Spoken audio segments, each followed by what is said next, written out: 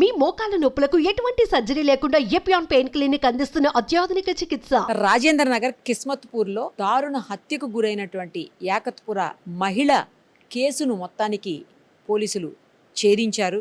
అత్యంత దారుణంగా పాశవికంగా ఆమెను ఇద్దరు ఆటో డ్రైవర్లు అత్యాచారం చేసి చంపేశారు. యాకత్పురాకు సంబంధించినటువంటి ఆ మహిళ హైదర్గూడలోని కల్లు కాంపౌండ్లో లాస్ట్ వీక్ కళ్ళు తాగి ఫుల్లుగా ఆమె అక్కడే పడిపోవడంతో అదే సమయంలో టోలీ చౌకీకి సంబంధించినటువంటి ఇద్దరు ఆటో డ్రైవర్లు అదే కళ్ళు దుకాణానికి వచ్చి వాళ్ళు కూడా కళ్ళు తాగి అక్కడ పడిపోయినటువంటి ఆ మహిళను చూసి ఆ తర్వాత వాళ్ళు అబ్జర్వ్ చేశారట. ఆమె తాగి పడిపోయింది, స్పృహలో లేదు, అంటే ఫుల్గా తాగటం వల్ల ఆమె మైండ్ సరిగా లేక పడిపోవటం అదంతా చూసి ఆమెను అక్కడి నుంచి కిడ్నాప్ చేసి ఆటోలో, ఇప్పుడు మనం ఉన్నటువంటి ఈ ప్లేసే ఇది రాజేంద్ర నగర్ కిస్మత్పూర్ బ్రిడ్జ్ ఉంది, ఆ బ్రిడ్జ్ దగ్గరికి తీసుకొని వచ్చారు. బ్రిడ్జ్ దగ్గరికి తీసుకొని వచ్చి ఇక్కడంతా కూడా చాలా నిర్మానుష్యంగా ఉంది ప్లేస్. మీరు ఒక్కసారి చూడొచ్చు, శ్మశానం లాగా అవి కూడా కనిపిస్తా ఉన్నాయి, ఒకసారి అబ్జర్వ్ చేయండి.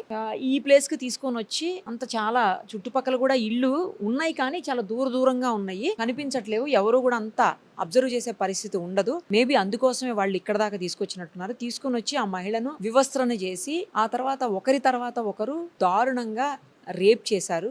రేప్ చేయటమే కాదు, ఆమె సహకరించట్లేదని, ఎందుకంటే మద్యం మత్తులో అదే కళ్ళు మత్తులో ఉంది కదా, ఆమె సహకరించట్లేదన్న ఉద్దేశంతో కర్రలు పెట్టి ఆమె మర్మాంగంలోకి కర్రల్ని గుచ్చి అత్యంత దారుణంగా హింసించి ఆమెను చంపేశారు. ఆ తర్వాత బాడీని ఇక్కడే పడేసి ఏమి తెలియనట్టు వెళ్ళిపోయారు.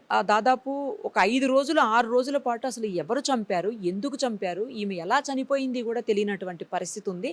ఆ తర్వాత పోలీసులు పకడ్బందీగా మొత్తం నాంపల్లి నుంచి హైదర్గూడ వరకు మొత్తం సీసీ కెమెరాలన్నీ తీసి ఫుటేజ్ మొత్తం పరిశీలించి ఆ తర్వాత ఆ ఆటోలు ఎటుపోతున్నాయి ఏంటి, ఆమెను ఎక్కించుకున్న తర్వాత ఎటు వెళ్ళారు అని చూసి అక్కడి నుంచి వాళ్ళు ఇప్పుడు మనం ఉన్నటువంటి కిస్మత్పుర బ్రిడ్జి దగ్గరికి రావటం గమనించి అందులో మొత్తం సీసీటీవీ ఫుటేజ్ అంతా తీసిన తర్వాత పోలీసులకు క్లియర్గా క్లారిటీగా ఎవరు చంపారు, ఎలా చంపారు అనేది బయటకు వచ్చి మొత్తానికి ఎస్ఓటి పోలీసులు హంతకులిద్దరిని కూడా అరెస్ట్ చేశారు. ఇది లాస్ట్ మొన్న ఆదివారం కాక ముందు ఆదివారం జరిగినటువంటి ఘటన. వెలుగులోకి రావటమే ఆలస్యంగా వచ్చింది. ఆ తర్వాత పోలీసులు పట్టుకునేదానికి కూడా ఒక 5 రోజుల వరకు సమయం పట్టింది. ఎందుకంటే ఏ విధమైనటువంటి ఆధారాలు అక్కడ దొరకకపోవడం వల్ల కేవలం సీసీటీవీల ఫుటేజ్ ఆధారంగా మాత్రమే పోలీసులు పట్టుకోగలిగారు.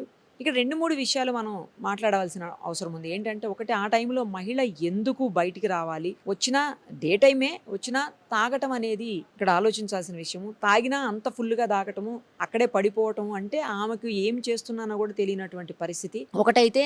అదే సమయంలో అక్కడే ఉన్నటువంటి ఎవరైతే ఈ ఆటో డ్రైవర్లు ఇద్దరు ఉన్నారో వాళ్ళది గమనించి అడ్వాంటేజ్ తీసుకొని ఆమెని బలవంతంగా ఆటోలో తీసుకొని వచ్చి స్పృహలో లేనటువంటి వ్యక్తిని ఇక్కడికి తీసుకొని వచ్చి చేయటం, అత్యాచారం చేయటం.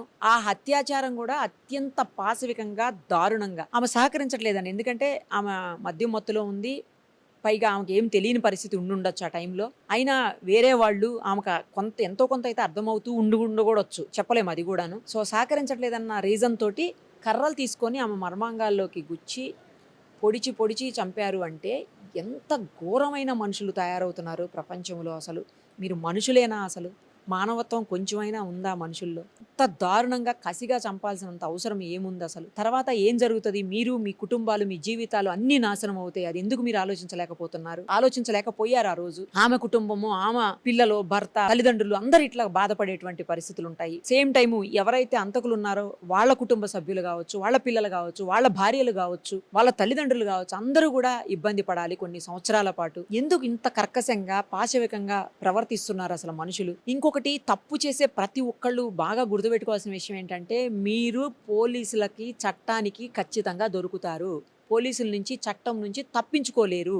ఆ విషయాన్ని బాగా అర్థం చేసుకోండి. అయిన తర్వాత శిక్షలు చాలా కఠినంగా ఉంటాయి. లేట్ అవ్వచ్చేమో కానీ కఠినమైన శిక్షలు అయితే అమలవుతాయి. చట్టం చాలా సీరియస్గా ఉంటుంది. ఇవాళ రేపంతా కూడా చాలా టెక్నాలజీ పెరిగిపోయింది. ప్రతి చోట కూడా సీసీ కెమెరాలు ఉన్నాయి. అసలు ఎక్కడ సీసీ కెమెరాలు ఉన్నాయి, ఎక్కడ లేవో కూడా ఎవ్వరికీ తెలీదు. అంతలాగా మొత్తం సిటీ అనే కాదు, అసలు ప్రతి చోట కూడా సీసీ కెమెరాలు ఉన్నాయి. ఈవెన్ పల్లెటూళ్ళలో కూడా ఇప్పుడు సీసీ కెమెరాలు ఉన్నాయి. సో ఆ సీసీ కెమెరాల్లో ఎలా అయినా మీరు దొరికిపోతారు. సో తప్పు చెయ్యటానికి ముందే అన్నీ ఆలోచించుకోండి. చేసే తప్పు వల్ల ఎంతటి ప్రాబ్లం అవుతుంది, ఎంత ఇబ్బందులు పడతారు, ఎన్ని ప్రాబ్లమ్స్ ఫేస్ చేయాలి, మీరు కావచ్చు, మీ కుటుంబ సభ్యులు కావచ్చు, ఇవన్నీ ఆలోచించుకోండి. చట్టం అయితే వదిలిపెట్టదు. పోలీసులు ఖచ్చితంగా ఎక్కడున్నా, ఎంత లోపల మీరు దాక్కున్నా, ఎంత మనం ఎవిడెన్స్ లేకుండా, ఏ ఆధారం లేకుండా మనం తప్పు చేసామని మీరు అనుకున్నా, ఒకవేళ అలా చేసినా ఎలా అయినా సరే పోలీసులు పట్టుకుంటారు. ఖచ్చితంగా దొరుకుతుంది. ఏదో ఒక్కలు తప్పు చేసిన వాళ్ళు వదిలే వెళ్తారు, అది దొరుకుతుంది. ఇప్పుడున్నటువంటి టెక్నాలజీలో సీసీ కెమెరాలు కావచ్చు, లేకపోతే ఫింగర్ ప్రింట్స్ కావచ్చు, లేదంటే ఎఫ్ఎస్ఎల్ కావచ్చు, ఇంకా చాలా ఉన్నాయి. ఇలా ఖచ్చితంగా దొరుకుతారు. దొరికారంటే మాత్రం దారుణమైనటువంటి పరిస్థితులను అనుభవించాల్సి ఉంటుంది. సో తప్పు చెయ్యకండి, దారుణమైన తప్పులు అసలు చేయకండి. ఏం చేస్తున్నారో ఏంటో తెలివితో ఆలోచించుకొని, తాగిన మైకంలో తెలియకపోయినా సరే కనీసం ఎవరు ఏంటి ఎక్కడికి వెళ్తున్నాం ఇవన్నా తెలుస్తాయి కదా. కానీ ఎంత క్రూరం అంటే, ఎంత ఘోరం అంటే, మహిళను అత్యంత ఘోరంగా దారుణంగా చంపి పడేస్తే ఇక్కడ ఇదే ప్లేస్లో పడేశారు. ఎటు పోతుంది ప్రపంచం, ఏమవుతుందో ఏం అర్థం కావట్లేదు. అసలు మీ లైఫ్ స్పాయిల్ అయిపోతుంది, మీ ఇన్కమ్ ఆగిపోతుంది, ఫ్యామిలీ అంతా నాశనం అయిపోతుంది. ఇవన్నీ ఆలోచించుకోండి దయచేసి ఏదన్నా చేసే ముందు తప్పు.